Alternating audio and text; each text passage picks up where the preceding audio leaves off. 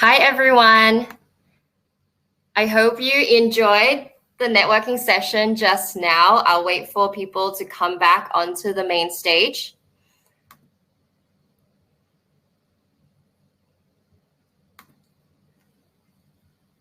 Hope you met some new faces from the audience. So next up, for our second and final session for today, we will be delving into the topic around the race to save the world. Can innovation accelerate change at scale? So whilst new technologies and innovation are deepening our understanding of climate change and its problems, they're giving us new ways to solve them. One way is to look at space-based technologies where satellites and smart imaging technologies can predict where the next drought will occur.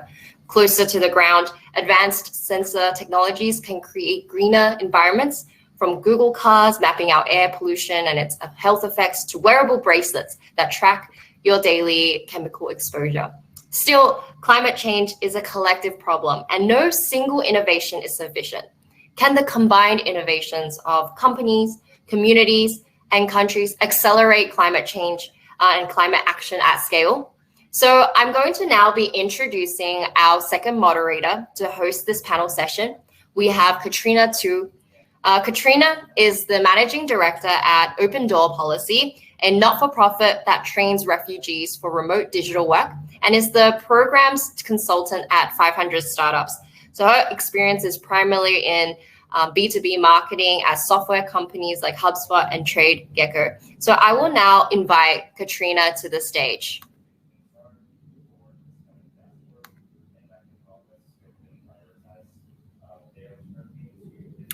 Hi, everyone. Hi, Katrina. Hi. So thank you for joining us today. I will now invite all the other speakers to also request their videos and their audio so they can come on stage, and I'll pass it over to you. Sure. Awesome.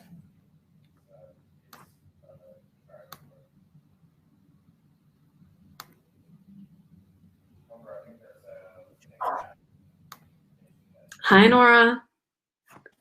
Hi, Katerina. Hi, everyone. Hi, Matt. Hi, Sarah. Hi, everyone. Hi, Barry. Great. We have everyone in the house. It's funny because if we were doing this offline, we'd all sort of be on the stage, won't we? Really, really good to have you guys here. I'm sure the audience has a bunch of questions around the topic of, tech driving innovation at scale. So to kick off, I would love for you all to individually tell us a bit about your role and organization. Let's perhaps kick off with Nora. Yes, absolutely. It's absolutely such a pleasure to be here at this virtual conference. Thank you for inviting me. Maybe I can start by telling you a little bit about myself and why it is I do what I do and the organization that I work for.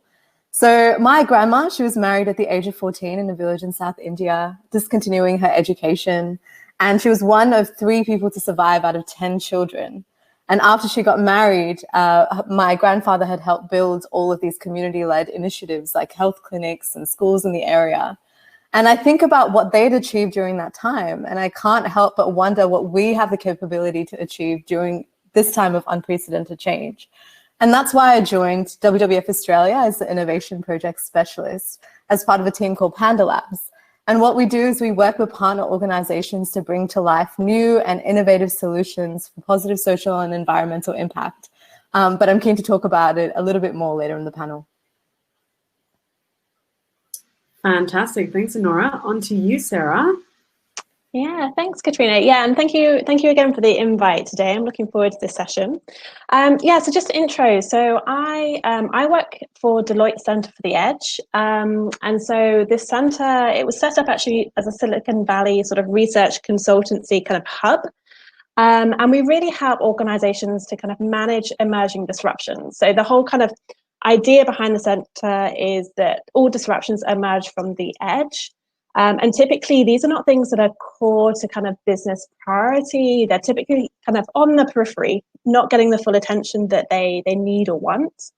But our sort of mantra at the centre is really that your future business is on the edge of your current business. So you have to pay attention to these disruptions taking place under the radar. And interestingly, so the centre used to be very focused on tech disruption. That was its whole kind of origins.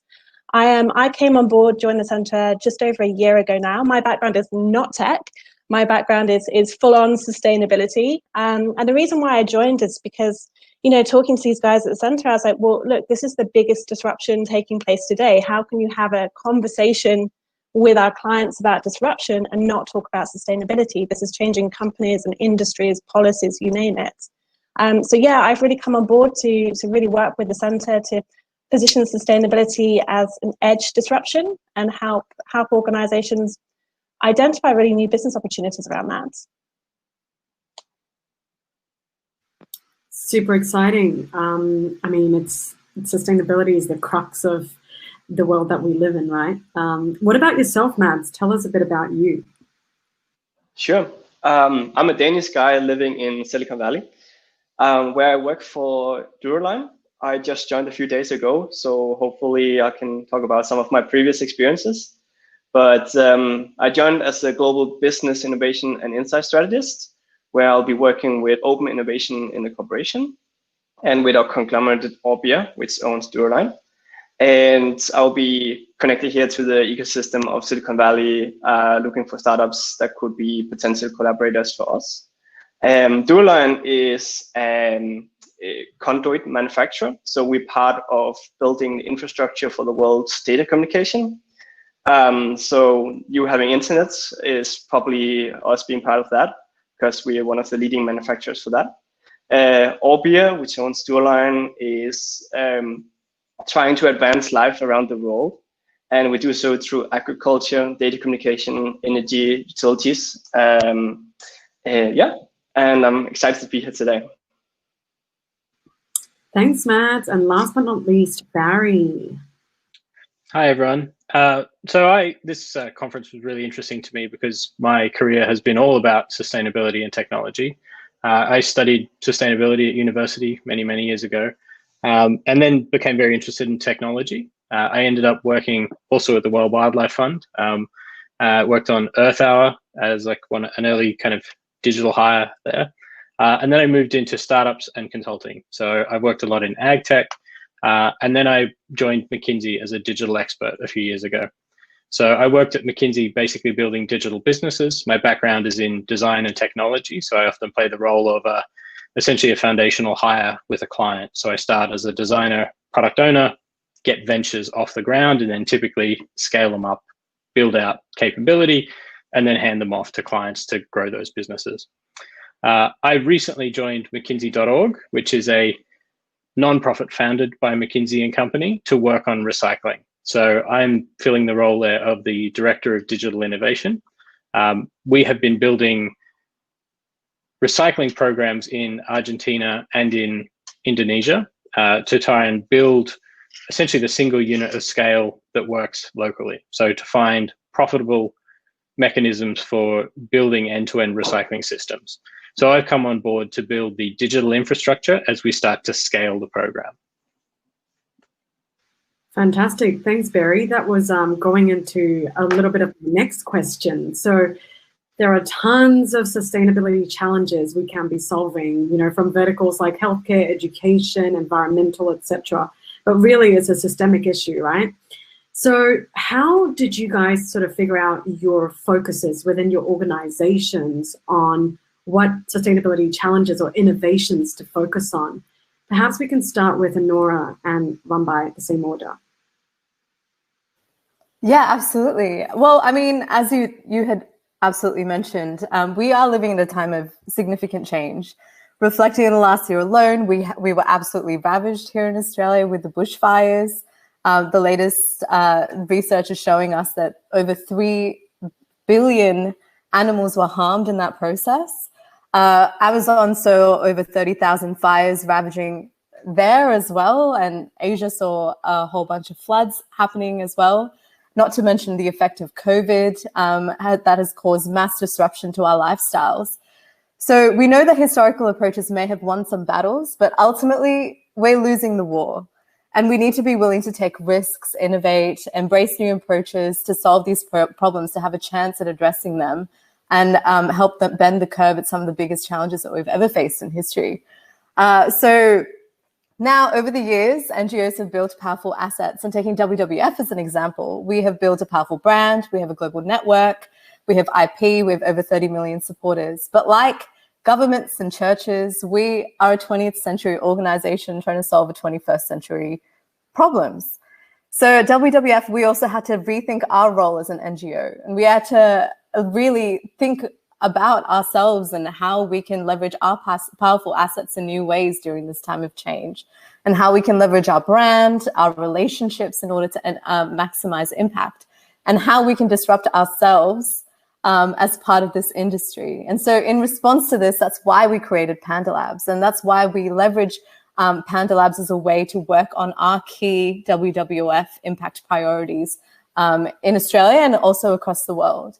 So the key three things that we do is, firstly, we convene and collaborate with unlikely allies to create an innovation ecosystem for sustainability. Secondly, we experiment. So we try and prototype and get solutions off the ground as quickly as possible in order to validate them from a data-centric perspective. And then lastly, we accelerate and scale validated solutions. So last year we had spun out a particular venture called OpenSC, which was in collaboration with Boston Consulting Group Digital Ventures.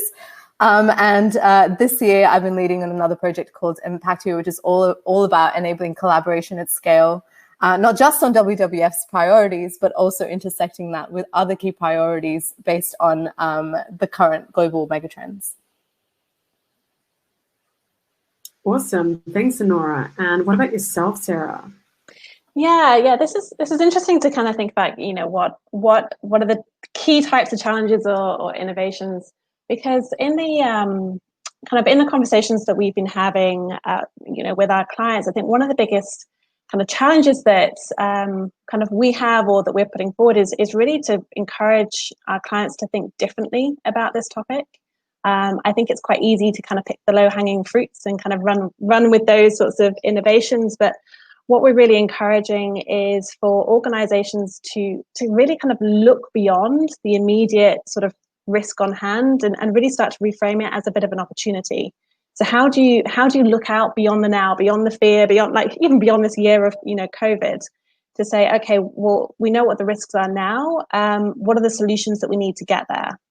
And again, a big priority for us is really working with organizations to kind of identify what innovations they can harness and scale to get where they need to get to at speed. Because Honora mentioned the bushfires and the all the big events that have happened just in the last couple of years. Like we don't have time to kind of just observe anymore. Like we really have to start being very solution focused. And so that's the work that we're really doing with our clients. And again, just to kind of echo some of what Honora said, is a big part is really working with those around us to think about new collaborations and new partnerships. Again, as you mentioned, Katrina, these issues that we're facing, they're huge and systemic. Organizations cannot tackle them alone anymore. That it's really about, how do you enable systemic change? It really is about working with those around you, exploring unconventional partnerships to really get where you want to go. I have some examples, but I'll sprinkle them in at a later point. Sounds great. Absolutely. Businesses should be not just reacting to a problem and that's sort of short term, but to be thinking more long tail in their approach. Yeah. What about yourself, Mads? Yeah, to follow up on the bushfires, like being here in the Bay Area right now is interesting experience. Like last 2 weeks, we had recorded some of the highest air quality levels, bad air quality levels in the world. So definitely a big shout out for doing something about that. But something I want to mention is I worked with a startup over the last 2 years, actually just left them. But what we did is solar powered electric cook stoves for development countries. So we went to refugee settlements in northern Uganda and tried to look at what the needs are. And basically, up to 2 billion people in the world still cook with biomass today. And that is a huge pollutant for the environment. And it's a huge impact on the people as well. Like 4 million people die premature every year to indoor pollution, which is actually more than malaria and tuberculosis combined. So we looked at that problem and developed a solution, came up to be 100% solar powered and could be used instead of these biomass stoves.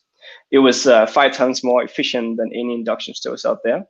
And we've been spending time on deploying this to refugee settlements in Africa and Myanmar. And I know the team is working very hard back in Denmark on scaling the solution and have good validation on this today.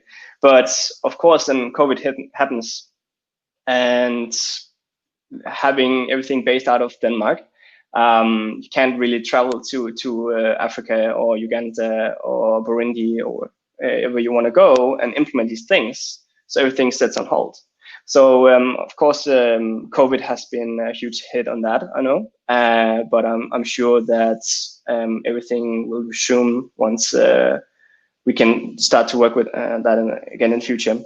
So being able to go from direct emissions of up to 8 tons of CO2 per year per family, and reduce that to almost 0 and mitigate that is a huge impact to the world. So if we do that to every 2 billion persons in the world that use biomass for cooking, I think we have a good way to go for that.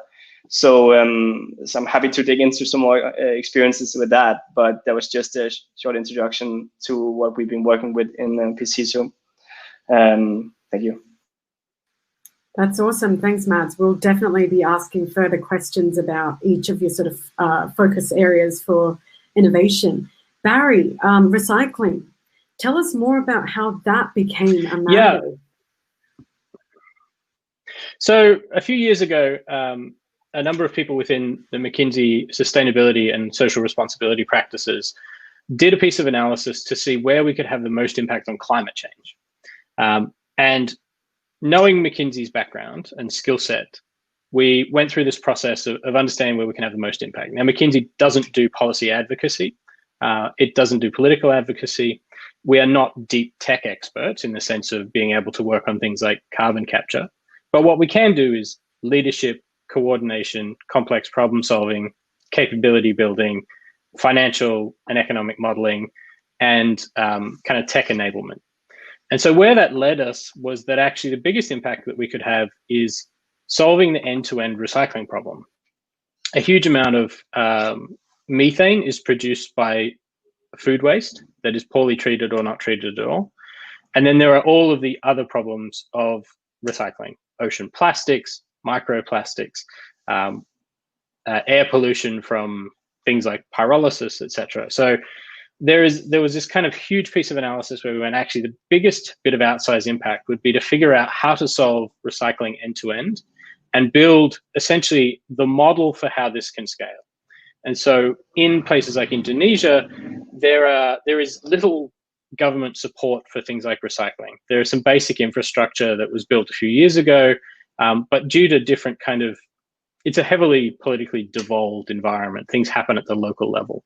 And so what that means is we had to work at the local level to build the kind of unit of change. And so our first piece of work was to actually show that you could make a profitable recycling center, that you could take some basic infrastructure, you could give people jobs that paid higher than minimum wage, give them healthcare, give them good, safe working conditions. And that actually, if you put these processes in place, that then became a profitable business and therefore became an investable opportunity. And so that was the baseline of why we decided that was an area to focus on. For me, the focus on digital is, to me, digital is not magic. It's a tool to enable things. And so particularly given my background in ag tech, I'm particularly interested in taking basic technology to areas that have had little to no technology. And so that seemed like a really obvious area where we could start bringing in some baseline digital technologies to do things like create standard operating procedures, do basic financial tracking, do basic kind of enablement, and grow from there. Excellent. Thanks for sharing that, Barry. Honora and Sarah, I'd be curious to know, what are some projects that you've seen work, right? So especially on Sarah, on your end, it would be from a client's perspective. And on Honora, you're basically churning out a bunch of projects from the lab. So perhaps, Honora, you can share about one particular project, either from this year or the one that's upcoming, with the audience today. Yes, absolutely. Yes, absolutely. So through Panda Labs, we collaborated with Consensus, which is a blockchain-based tech company, in the early stages of building Impactio. And what Impactio does is it connects project leaders, subject matter experts, and funders in order to identify, curate, and support high-quality, impactful solutions to a range of different social and environmental problems that we've identified. So leveraging an online platform, it provides social entrepreneurs with access to a range of subject matter experts, funders with access to high quality curated projects in order to turn them into commercially viable project options to deliver on the UN Sustainable Development Goals. And it provides an opportunity to connect subject matter experts with a range of projects that they may be interested in and that they can add unique value to. Now, what we've done through leveraging Impactio is we've already run a range of different challenges on the platform that has allowed us to surface high quality projects already. So an example of that was the Future Cities Challenge that we ran a pilot for this time last year. And then the Innovate for Wildlife and People Challenge, that was a global challenge focused around how we can surface community-led wildlife-related initiatives from all kinds of communities around the world. And what we found is what these projects are typically looking for is access to subject matter expertise in order to refine their solutions, access to field programs and scientists and potentially early adopters or potential customers in order to create prototypes and test it as quickly as possible, access to evaluation experts to help them verify their impact, access to markets and commercialization opportunities, risk capital, philanthropy, funding opportunities as well, especially when they're in early stages. Leveraging philanthropy as risk capital, scaling capital depending on the stage that the project's at, and also relationships with established brands to help open doors. So what we try and do leveraging Impactio is to help lower some of these barriers for early stage and mid-stage projects to scale and leverage the kind of impact that they can. And what we found has worked previously, not just through the process that we went through in order to build a platform like Impactio, but also through what we've learnt by being connected to these kind of projects from all around the world, is by giving them access to transdisciplinary expertise, we can help build those relationships early so that they have a higher chance of achieving success down the track. Yeah, it sounds like a much more focused area of support, right? My work at 500 Startups is very similar, but that's very much around a venture-backed tech startup environment. So it's really good to that Panda Labs has offered a very specific support system. What about yourself, Sarah? Yeah. So one of the key kind of topics that I'm in the weeds of right now is actually around future of food. So we're working with different organizations ranging from MNCs to governments to startups to really kind of discuss what are the new kind of tech disruptions in this space, but specifically for our MNCs, what are the new business models that can be explored in this space? And I wanted to elaborate just on one case, just because it's just fascinating and it touches on a lot of what we're talking about. So this organization, they're an agri-food company. They have a fresh business, a packaged business, like many agri-food companies. And we're really working with them to explore kind of a circular economy and waste and recycling. So it was interesting. I was dialed into your previous session that was also on this topic. And this organization, they realized that they had a huge amount of waste that produced from their fresh products. So for instance, we're talking here about kind of pineapples to coconuts, tropical fruits. And what was really interesting when we started kind of digging into, well, what are the different what are the new opportunities that can be used from these waste products? Currently, they're all just kind of waste. They go to landfill, they go to whatever. And we really started exploring new innovations and new technologies emerging from the startup space in terms of, well, what do you do, for instance, with pineapple cores? Pineapple cores are the most nutritious part of the pineapple, and yet we're wasting that part. How can you, focus on the enzymes that are in this pineapple? Is there a new business opportunity partnering with pharma, for instance? And likewise, looking at coconut husks, again, kind of this was just a waste product. Now we're starting to look at, okay, well, how can this be repurposed for sustainable packaging? How can it go into actually material development and fabric development? And this was actually really interesting because going through, okay, what are the key waste products that they are, well, waste items that they have a huge volume of, and then starting to work with some of the accelerators in this space to understand, well, hey, what solutions are really out there that can really harness these waste products at scale? And that was really interesting, being able to talk to a couple of different startups in the space, again, because it's tropical fruits. It's great to kind of speak to the startups in this region. I'm based in Singapore, to consider what new innovations were coming to market, and also which ones were ripe for scale. So testing and working with these organizations to run a couple of pilots and then go bigger. So this was really quite interesting. And it's obviously there's technology involved in this and science involved in it. But for me, I think what the crux of the super interesting part of it is it's really starting to help organizations think outside the box in terms of what their product line is, what they're taking to market, what their value proposition is really. But also who are the unlikely partnerships that they can begin to engage and explore. And it started just to open up a whole new way of thinking. And future food. This is just a topic that I love. So yeah, and Barry, you clearly have a background in this as well. Yeah, everyone loves that topic, don't they? I think it's interesting that you emphasize on partnerships because especially I work a lot with corporate innovation teams, right? And the number one thing now is to be able to run quicker by partnering with a smaller organization that already has capability. So I think it's about sticking to your core sort of expertise, but, also at the same time running quickly, right? Out of curiosity, I'm sure, between all of your organizations, you do see some typical challenges that a lot of innovation projects undergo. So one being cost, right? So there are some moonshot ideas that typically fail, especially after the POC stages. What is perhaps, some typical challenges that you guys might be seeing? Barry and Mads, to kick off with. I can talk to this one a bit. One of the huge problems in recycling that we see a lot is essentially white elephant projects. So, people who will come into an environment that they don't understand very well and bring in some new technology that's really not fit for purpose.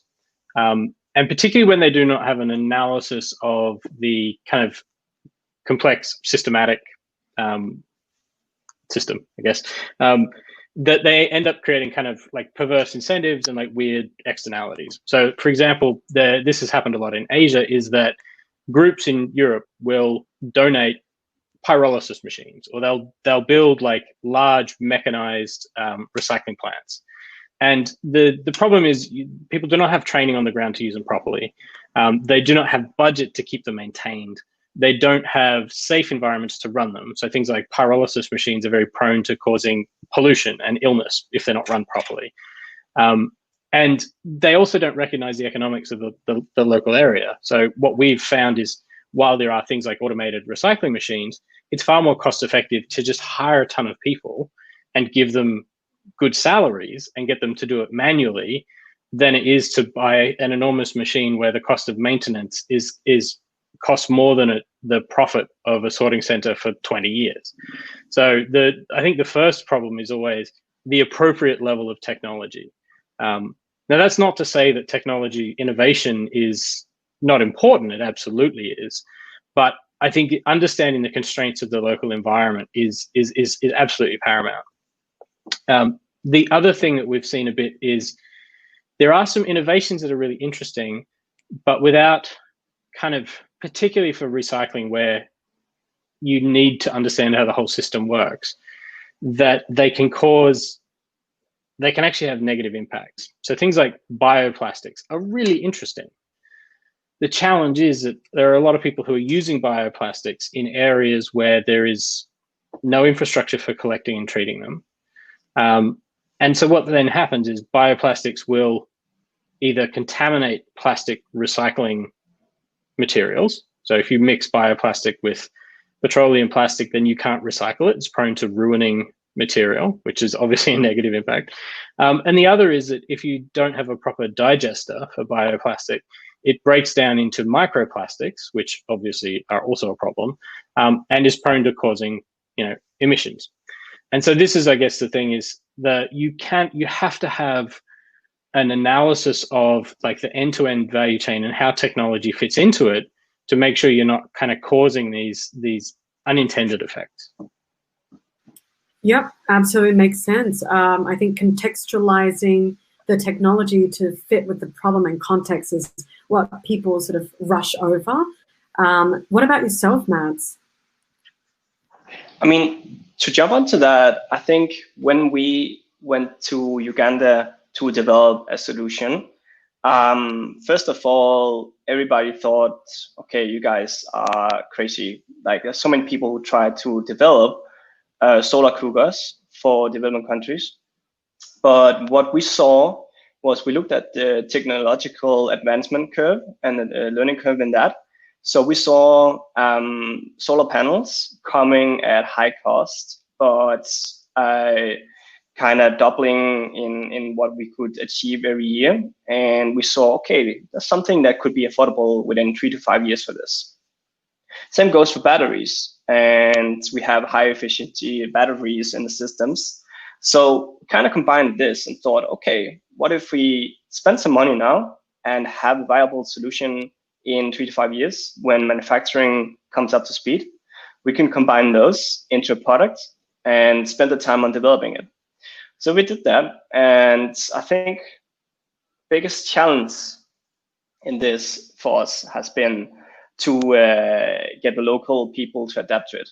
I mean, no wonder there's still 2 billion people out there cooking with biomass, because that's what you're used to. There's some convenience about they're used to doing it. They have a cozy time around it.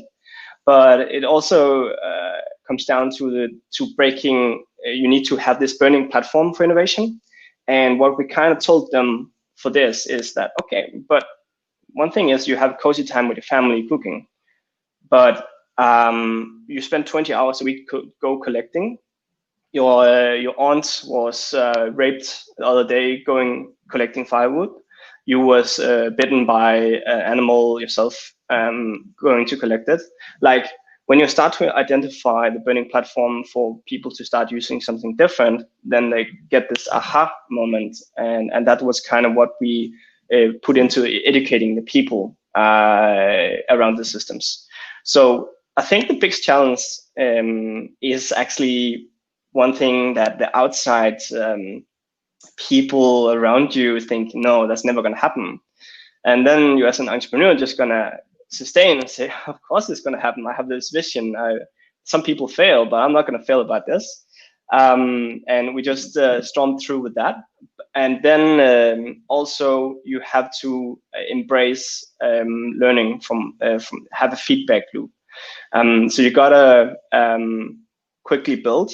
You gotta measure this and learn from that, because you're gonna iterate 1,000 times.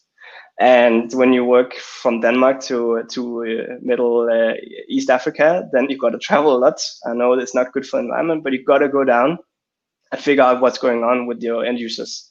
So and that's some of the biggest issues that we've been facing in developing. It's called the Ikoga in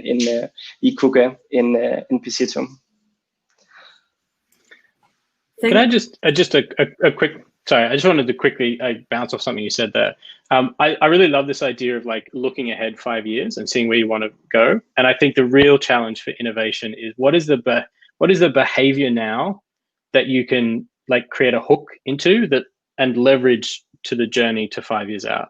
So for us, we'd love to get to the point where we could do like machine learning recognition of waste products to do automated sorting. That would be amazing. But that's a really complex thing to build. And it's a complex thing to make financially viable. Like machine learning just costs an enormous amount of money in compute. But the behavior hook that we do have is that people in Indonesia and Argentina are very comfortable using mobile phones. And so what we are looking at doing is like, what's the baseline behavior that we can build in? And that for now is actually QR codes. So using waste bags that have QR codes so that people can do basic tracking of the material allows us to do things like track recycling compliance rates, build in kind of end-to-end traceability of materials. And then in 5 years' time, maybe we get to the point we can do visual recognition. Maybe not, but at least we have the baseline there that people are using the technology we want them to use that gets us on that pathway there. Yep, absolutely. And in terms of implementation and viability, how do you guys see the government playing a role in such sort of systemic pushes, right? What have you seen as success cases? And in what circumstances do you think other stakeholders, should be sort of jumping in and making that change? Yeah, maybe I can jump in here. So I want to reflect actually on Singapore as a country, just because we've seen some really interesting government action here around innovation that I just think it's really been fascinating to kind of learn from in different dimensions. And what I think about in terms of government and government role is, they're playing a dual role. Ultimately, they're a market regulator, but they should also be a market enabler. And quite often that is in tension with one another. And so it's for policymakers and for government trying to navigate that actually throws up some really interesting questions. And just to take like one example here, if you look at like alternative protein, for instance, I know a number of the startups and accelerators working here, and one of the big issues around getting startups off the ground in the alternative protein space is there's a bit of a question mark around regulation. And so getting it to market, getting that investment is kind of dependent on how governments are going to, accept or reject, say, cell-based meat, for instance, or what the regulatory hurdles are going to be in order to get access to markets. But again, just kind of bringing it back to Singapore, because they've done two really interesting things on the innovation side. So on the food side, again, my favorite topic, the government here has set aside 55 million, so it's a huge amount of money for one kind of city-state to really help bolster kind of agricultural companies' capabilities around innovation and technology to accelerate growth. And the reason for this, and the reason why they're pumping a bit of money into this, is because Singapore is a net importer of food. So only 10% of food is actually grown in Singapore. It imports 90%. So factoring COVID here, it creates, as you mentioned before, it creates that burning platform for action and innovation. But what they're doing to create an enabling environment is also they're working with different stakeholders in the marketplace. So they're working with the accelerators, they're working with the MNCs to say, well, hey, how do we get the environment and the ecosystem really working together to pilot new innovative ideas or to scale those innovative ideas? So it's been really interesting to kind of watch how they're doing this. And the second one I just wanted to highlight is actually around finance. So again, this is not necessarily tech related, but it is innovation related. So the government here has a mandate and, this ambition for sustainability, for Singapore to become a sustainable finance hub. If you imagine there's a huge amount of tech investment that is going to come into Southeast Asia as a market, they want that flowing through Singapore on the sustainable finance side. And the regulator, interestingly, is actually playing a really critical role here in creating the enabling environment for this sort of for these sort of innovative solutions to grow, because ultimately you have green bonds, whatever else, and they need supportive and enabling environment to kind of get it off the ground. And this is coming from a regulator. So I think, from my perspective, I think it's about kind of navigating this tension between being a regulator and enabler to really kind of harness and create an environment for innovation to flourish. Thanks for sharing, Sarah. Yeah, the government in Singapore is definitely always on top of tech and innovation, whether it's for particular sort of mandates or not. What about your experiences, Nora, Mads, and Barry? How has it been like in Australia, in Europe, perhaps? Can I add something to what's been said? Like, so let's take solar panels. Germany was doing good. Germany was producing a lot of solar panels. But what happened as a government side was China went in and subsidized the manufacturing of solar panels and made it happen to scale manufacturability on this. And basically, that was kind of the biggest enablers of the whole world now having access to solar energy. So that's just a good example of what governments can do to help in scale innovation and accelerate it. But I also think from this perspective of Denmark, which is scoring pretty high on being innovative in the world, is that invest so much money into education of people, like down to having entrepreneurial courses in primary school and high school, etc. It's a key part of the agenda is to educate people around this. And I think what you come as a child is you're very creative people. You are embracing arts, these kind of things. But when you're going through the school system, you learn to think logical, learning to think in this box. But by putting these kind of courses throughout your life from childhood is kind of being helpful to enable innovation, and there is entrepreneurial mindset on how you think, critical thinking about things in your life. So that's a key part, I would say, is to focus more on education in these ecosystems. And that's also a hard part about, for example, being here in America now, is that so much of the school system is private, that it's not particularly the same agenda as only having public schools in Denmark. I like that you've pulled in the topic of education, Mads, because again, the system shouldn't be looked at in silos, right? Like green education in some parts of like the world it's an afterthought. It's almost not embedded in curriculum at all, you know? Yeah, what about yourselves, Nora and Sarah? Any thoughts about this? Yeah, absolutely. I'd like to add to a couple of the points that Sarah had mentioned earlier. Here in Australia, we're actually running a challenge with New South Wales Government in their Department of Planning and Industries and Environment. And the challenge is called the Sustainability Advantage Impact Challenge. And we're running it with a portion of the government, which is called Sustainability Advantage. It's a membership organization, a membership group of over 500 plus organizations that are the most influential here in Australia. And this particular challenge is focused on the thematics of net zero, nature for business, and the circular economy, especially identifying and helping accelerate post-COVID regenerative economic development opportunities right now. So it's obviously quite topical and obviously quite in line with many of the organizations' goals that they've made to achieve by 2030. So this is a really fantastic example of how government is playing the role of being a convener in order to identify and curate projects that might be at early pilot stages. So some of these organizations that we've seen put projects forward are quite early stage projects that they're looking to get off the ground. But here's an opportunity for shared learnings between this entire community of membership organizations for learning off each other and for enabling support. But then secondly, by the end of the challenge, what we'll end up with is a list of high quality projects, as well as a range of insights from the platform that will allow us to make meaningful connections between these projects and the various subject matter experts involved from a range of different industries who have helped curate this list.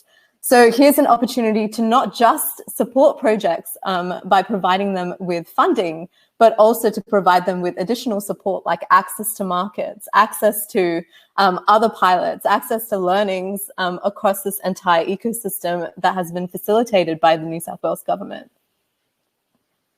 I want to just jump on just very quickly, actually, because both Anora and Mads highlighted the role of education and governments as well. And this is something that I've been mulling over recently, because again, if for Southeast Asia region, this is a region being economically, obviously the whole world's been economically hit, but if we're thinking about kind of jobs creation, Industry 4.0, factor in all these different components, there's a big question mark in terms of those graduating from school and university now, like what are the career opportunities for these individuals?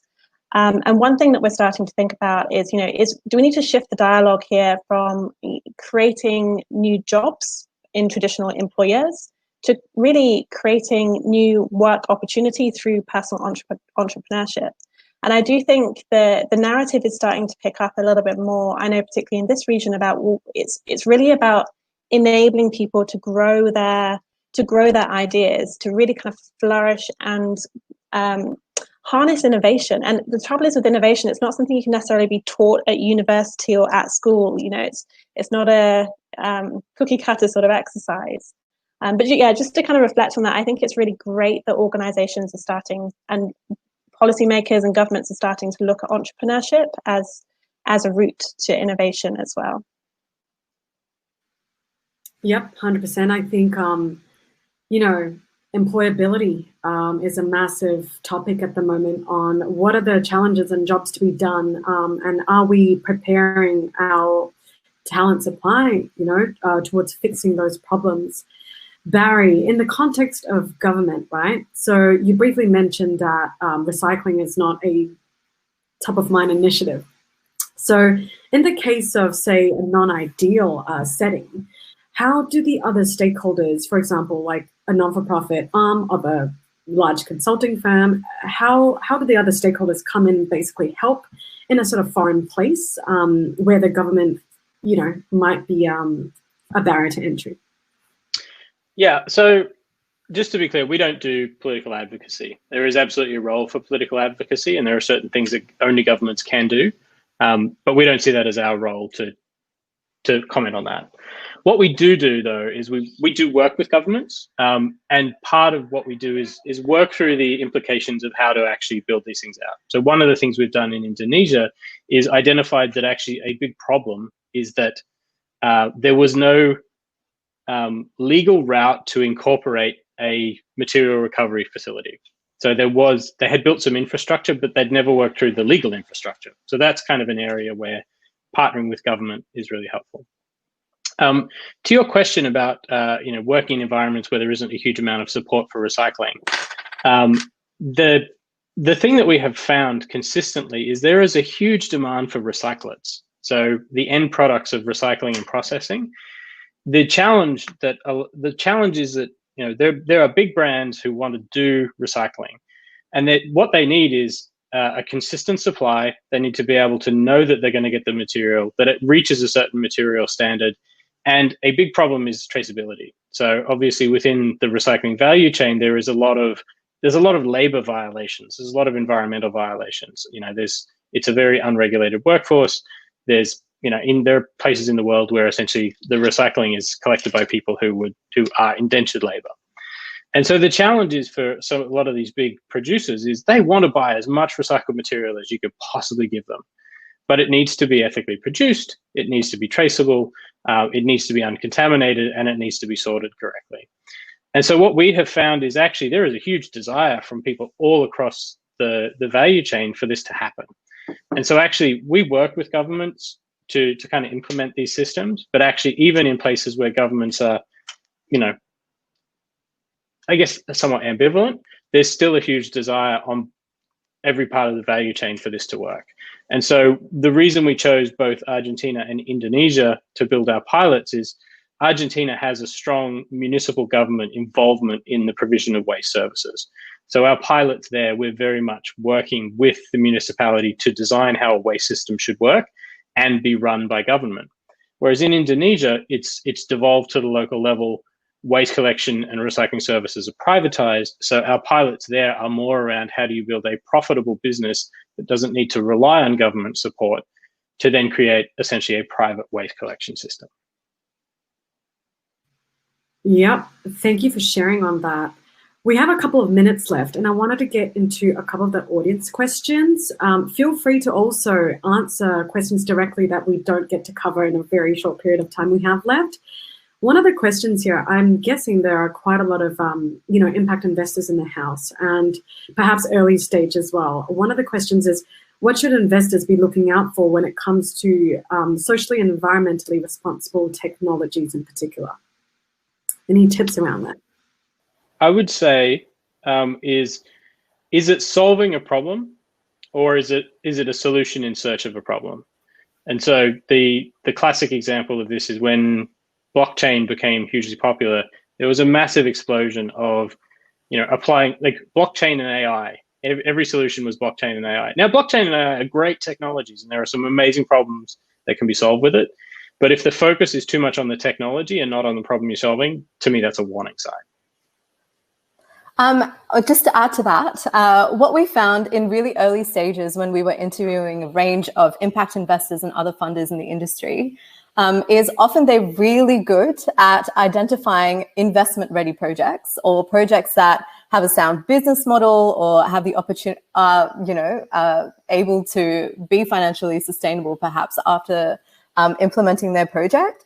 But what they tend to have a few gaps in is identifying whether that project is actually and truly impactful, or whether it is unintentionally creating negative externalities, as Barry, you had mentioned earlier during this panel. So either pulling in that kind of expertise or collaborating with the organizations that have those expertise in order to verify impact for projects that can be scaled by leveraging these different range of financial instruments that are out there to support them, I would say that would be key. Yeah, that's a beautiful pitch of Panda Labs too, by the way, because at the end of the day, it's about having an expert be able to evaluate the opportunity for impact, right? Yeah, especially when it's to do with an environmental sort of challenge or innovation. Any thoughts, Sarah and Matt? I mean, yeah, I think. Sorry, no, go ahead. Go ahead. Okay, I'll be quick. I just don't forget that it's a startup. The business model has to ultimately be profitable. Like impact startups need to make money as well, and it comes down to if they can if it's a development country, like if they can find some customers that has budget constraints, and if they can work in that environment and make money in that environment, then it's something to look for. Like, is the business model really well thought through, even though they make money 10 years from now and not 3 years from now? So don't forget that. Yeah, and I would just kind of echo on the impact investing side as well. Ensuring this gets tricky. I agree. It needs to, because business models, if it's if it's a social enterprise, you need to be making financial returns plus social and environmental benefits. The measurement of those impacts, if you get into the weeds of the measurements, it's like there is such debate at the moment in terms of what measurements, what metrics, it really is, knowing the true impact of the solution at hand, and the negative impact, but also really questioning, like, what are the longer term kind of change points as well? If you kind of, using theory of change and everything else, like, truly, what is this changing? Is this creating a short-term benefit or the longer term benefit?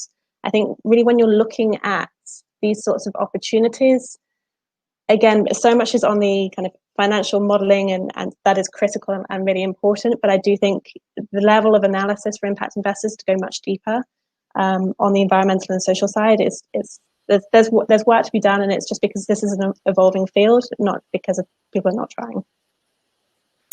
Yep, it's not as simple as a social issue around, for example, like if you're a B2C tech company that is around solving an entertainment issue, that's a lot more simple, right? This is a lot more systemic. Yeah. Barry, you had something to add. Yeah, the one thing I would say is, like, I mean, and this comes out of startups too, is don't over focus on the idea. So the classic kind of thing that the VCs will say is that ideas are worthless. Now, that's not actually true, but what it gestures at is that actually execution matters, and it matters a lot more than necessarily having a single idea. There are many startups who are trying to execute against the same idea, and obviously that doesn't mean all of them are good investment opportunities. So the things that I would look at is, what is their team like? Do they have a good team? Do they have a good track record of innovations in other areas? Do they have a good process? So like, are they talking to customers? Are they testing regularly? Are they able to pivot when they learn new things? To me, those things are very important, as well as the idea and focusing on the right problem to solve. And if I could just actually, one more thing quickly, is that I think frugal innovation, which is often the case about social impact, is that it has to be delivering more value at the lower cost to more people, right? So it's frugal because you need to adopt the mindset about having simplicity and having extremely low costs without sacrificing quality of the user experience. So coming down to that is that the market is the market. And if it's in a development country, then it's still the market. It doesn't care about who you are, what you studied, how much money you make, coming from Harvard or not, or what kind of background you have, founder experience and so on. It cares whether or not you're solving the problem for them and you make a product for them they can use. And it doesn't matter if it's in America or if it's in Burundi or somewhere else. Yeah, I just had a couple of things to add. I know we're probably running out of time, but just adding on what Mads had said earlier about business model and how that's integral, absolutely, in social impact projects. The other thing to note is a lot of people who are creating impactful projects, they don't necessarily have the in-house skills to build a sound business model. And that's what we find time and time again. But an opportunity here is for them to first verify the impact that they're able to create and then potentially work with a range of other organizations that can help them build that business model. And that's where transdisciplinary collaboration is absolutely important. Secondly, in terms of other other ways that we can think about impact capital being leveraged, there's a lot of conversation happening at the moment about using philanthropy as risk capital. So getting these experiments off the ground and giving them the support that they need so that if once they've proven their model of creating impact and perhaps a business model, then we can scale these working models. And that does work quite closely and quite aligned to the lean and startup methodology as well. And thirdly, with a lot of projects that are looking to scale or replicate in developing countries, the key there is to get community buy-in so that they can help scale these projects within those locations. We obviously don't want to end up in a situation where we're imposing solutions on any other locations and any other communities. So like, how can we try and collaborate with these communities on the ground so that they have buy-in and they can take these working models to a whole new level within their communities? Yep, 100%. And I think even in terms of business models, what works in a place like Denmark might not be viable in India, right? Willingness to pay, propensity to pay. Yeah, on that note, plenty of questions for us still to be following up on, especially on the chat. I'd love to thank the panelists today for joining us. Thank you for the insightful conversation. And yeah, we hope to stay in touch. Thanks, guys. Thank you. Thank you. Thank you.